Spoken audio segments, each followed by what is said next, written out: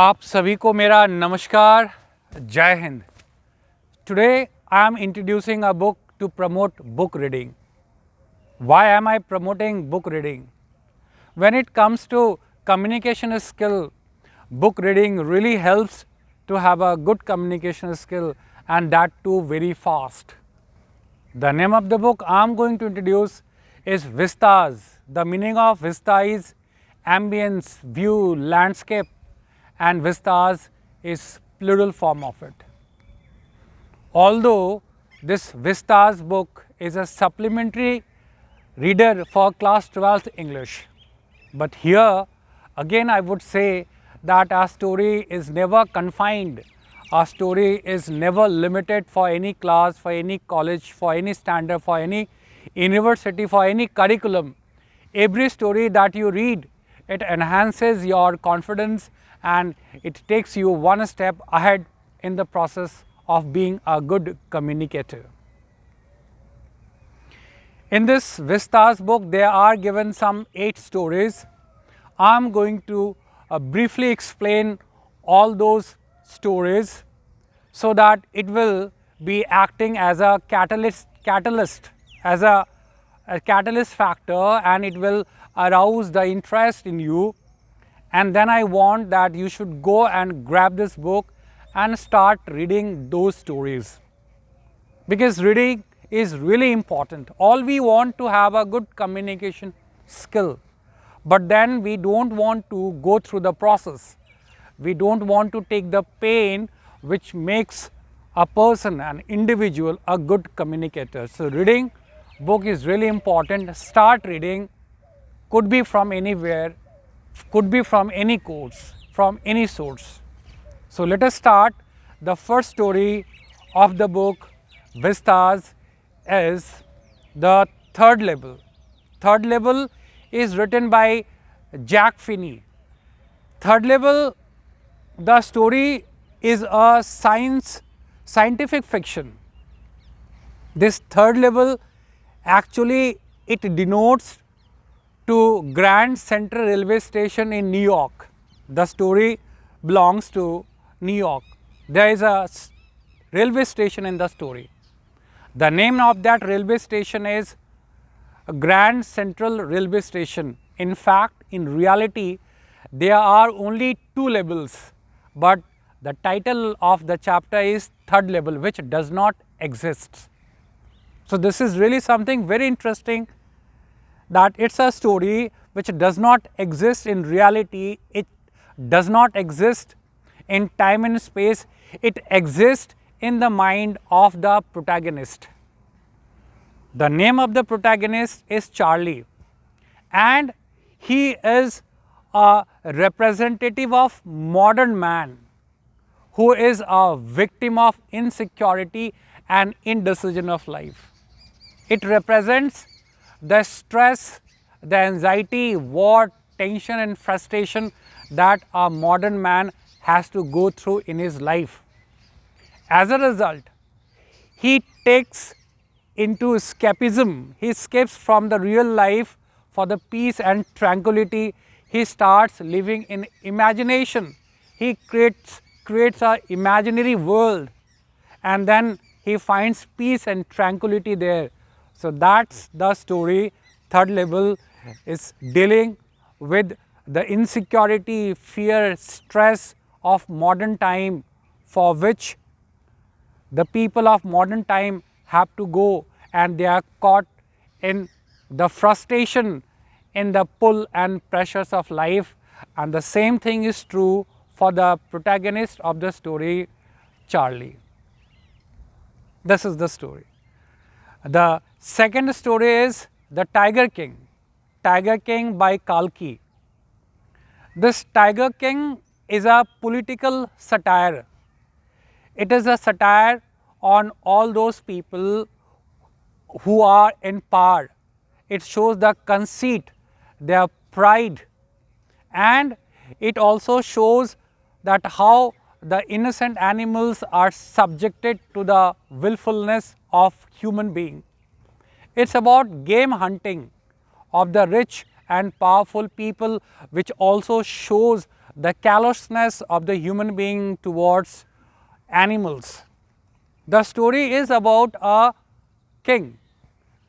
When this king is born as an infant, so astrologer makes the prediction, the announcement, prediction that this child, when he grows up, he would grow up to be a very powerful king, very strong king, and he would have his influence to far off places.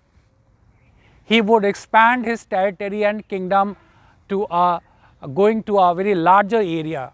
But the astrologer made a point that this prince, this small infant who was born there, he would have to die one day. This prince, who was hardly of 10 days, he told the astrologer that what is so interesting about the fact that you made about me, the prediction, the forecast which you made about me that one day I will have to die. Think, an infant of 10 days, he is speaking to the astrologer in this tone, that all those who are born, they have to die one day. So what is so interesting about me? You tell me the reason how I would die. So the name of this prince, when he grows up, he is called Jung Bahadur, and the name of his kingdom is Pratibandhapuram.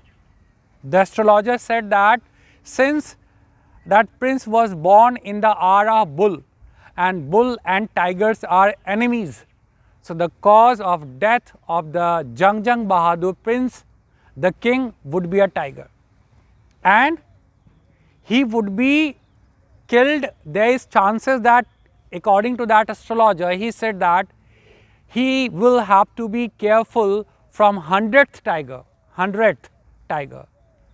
And he said it's okay, and this is my prediction.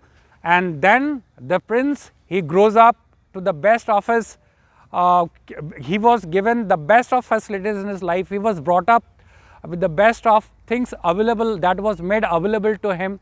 He was taught by the best of the tutors. He was nourished on the best of food, and as the forecast was made, he grew up to be a very handsome, very powerful, very wise and very strong prince. And he made an announcement that let go and say the tigers that they should be careful from me.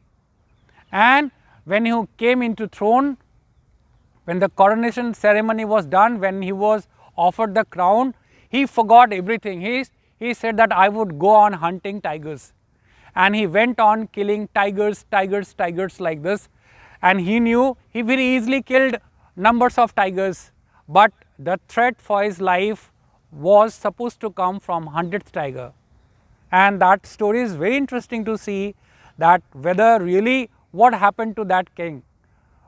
Was Jung Bahadur was able to kill 100th tiger, or the tiger himself got killed by the 100th tiger? That you need to do. You have to read the story to find what happened at the last. Third story is Journey to the End of the Earth.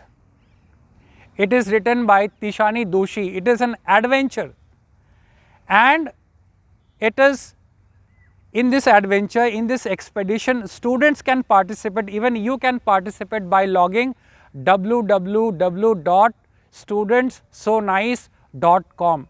Again, I would repeat, this expedition is open for everybody, and any students can log in and they can be also part of expedition. It is www.studentsonice.com. In the story, what happens? Tishani Doshi, she belongs from South India, and she is an adventurous lady. She goes on a trip from South India to Antarctica, and Antarctica is situated in the southern hemisphere, and it is the end part of the pole part of the earth. And Antarctica is really something very interesting. You would be surprised to know, all we know it as a fact, that there it remains for 6 months complete day. It never has this night. and that goes in for 6 months. So Tishani Doshi takes a number of students with her on her journey to Antarctica. Why she took the students? She took the students because students, they really learn the things fast, they absorb the things and they act wisely, because all we know that the earth is not in a very healthy condition. There is a threat of global warming, there is a threat of other environmental issues, and she travels for 100 hours by plane, by car and by ship to reach to that Antarctica. She crosses 9 time zones, 6 checkpoints, 3 water bodies and many ecosphere to reach to that part. The ship by which she is traveling is Soleski, it's Russian built, and this program Student on Ice is organized by a Canadian, Geoff Canadian. He organizes such trip. Earlier he used to organize trip for the billionaires and for the retired people, but then he changed his idea. He wanted, because there is some real threat for this earth, and then he started organizing trip under the name Students on Ice. This chapter has got 3 parts. This chapter has got 3 parts: parts of history, first part, second part human impact, and third part walking on ice. Now first part I would say very briefly, because rest of the story you have to read. I want you to read the story. The part of history, here we know that at present where there is Antarctica, some 650 million years ago, there was Gondwana, a big mass of land, and all 7 continents were a part of that mass of land. And it was quite warmer, it's not like cold as it is today. It was the climate was very warm there. And this Gondwana existed for some around 5 million years. And by it flourished, there was, and that time the human did not exist, and dinosaurs were wiped out, and slowly there came the mammals. That's described on history. The second part is human impact. Here it is explained what damage human beings have done to earth, to Antarctica, and the main problem is the global warming. All we know that when the level of carbon dioxide increases in the atmosphere, the carbon dioxide starts acting, it wraps the atmosphere of the earth like a blanket, and it allows the sun rays to come, but it traps the heat. And in Antarctica the ecosystem is very, very simple. Their diversified life is not there. The life is very simple. Hardly limited species of plants and animals are there. And there is a mention of Southern Ocean, there is a algae, phytoplankton. And because of global warming, the ozone layer is affecting that phytoplankton. And phytoplankton, which in turns does the photosynthesis and becomes a source of food for all aquatic life and plants in Antarctica. So if phytoplankton is going to get affected, so entire this Antarctica would get affected. And at last part is walking on the ice. When the ship Soleski could not move any further, so they had to got down on the ice, which was a solid mass of ice. With the special shoes they walked and they experienced the things. And at one last line I would say for this chapter, Journey to the End of the Earth, that if you want to know the present and past and future of Earth, Antarctica is the place to go and study. The third chapter we are done. Now the fourth chapter is Enemy. Enemy is written by Pearl S. Buck. So this chapter is about the theme of fellow feeling against the national loyalty. It is about the dilemma when a person is at a fix, because a doctor, it's a story about a doctor. It's a Sadao, it's a story about Japan, and it's linked with America. All we know, during the Second World War, what happened between Japan and America. America dropped atom bomb, and because of that they don't share a good relations, healthy relations. The story Enemy is about a doctor, Sadao. He is a Japanese, and then he come across a soldier, a prisoner of war, who was trying to escape, run away, and then he was found floating at a sea beach. When Sadao gets to see that prisoner of war, POW, and then he was at a dilemma what to do, because being a patriotic, being a good citizen of his country, he was supposed to hand over that soldier to the police, to the security. But being a doctor himself, he could never see a person, he could never leave a person dying in front of him. So that's really interesting to see what happens at the end of the story, whether Sadao saves him or whether Sadao hands him over, the prisoner of war, to the security. This is the 4th chapter. 5th chapter, though it is not in syllabus, but it is a story all we should read. Should Wizard Hit Mommy by John Updike. This Should Wizard Hit Mommy, it's a beautiful story where a small girl participates in the construction of a storytelling by her father and raises issues regarding parental prejudices forced on children. Try to understand.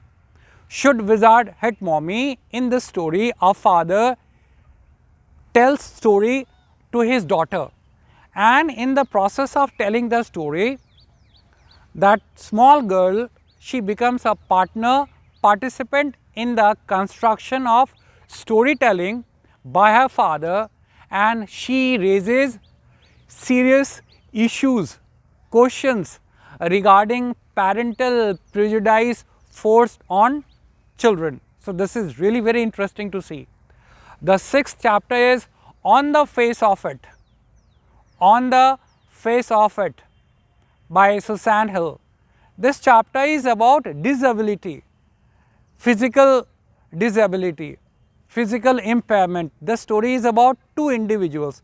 There is an old man and one of his leg is blown off in the war. So somehow he is also physically challenged. And there is a small boy, Derek. The half of his face is burnt, eaten by acid. And the child describes his condition that all people stay away from him, past comment, and even his own mother, when she has to show affection and love for the small kid, she prefers to kiss on the side which is which is not burnt. This is discrimination the child is facing. Because of this, the child has lost his confidence of living the life. He remains all the time confined at home and he doesn't goes out.